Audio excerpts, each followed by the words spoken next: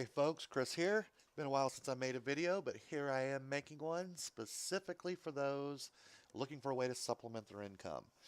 I'm a part-time scrapper, and I do this to fund little projects at home, have some extra money on the holidays and for birthdays, and so I just thought I'd put this together for those looking for a way. And obviously, since you may be watching this video, that's exactly what you're trying to do as well. So, okay. Saturday evening, ran out of smokes. I know, nasty habit, but I needed to go to the store and buy some cigarettes. So after I got to the store, bought them, opened my pack, lit one up, decided to take a little casual drive home. Went up and down some alleys. In fact, drove exactly 1.8 miles. Spent about 15 minutes, and this is what I came across. Nothing really exciting, but let's break it down and see what realistically, someone looking to supplement their income can expect. Again, not exciting, and I just do this part-time, but here we go.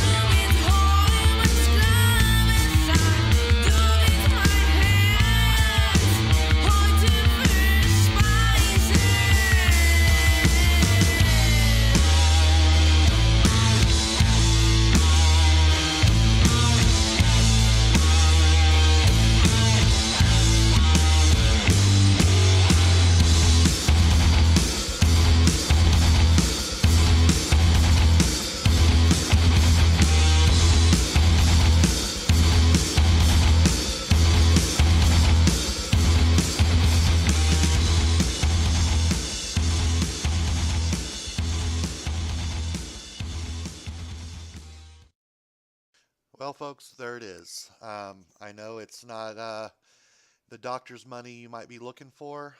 Harvard, Yale, you name it, they're looking for people to fill the classrooms.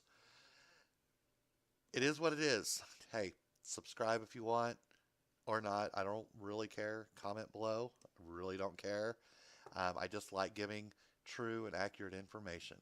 Thanks for watching. Keep this short and keep you YouTuber police off my back with a few disclaimers. Number one, scrap value is always the lowest price for an item, just above garbage. So if you bring something home that works or has working parts, consider selling it on Craigslist, eBay. That's actually how I make a lot of money. Number two, scrap prices change with the stock market. Good rule of thumb, like I stated, but not fact. When oil prices are high, usually scrap prices go up, and then vice versa.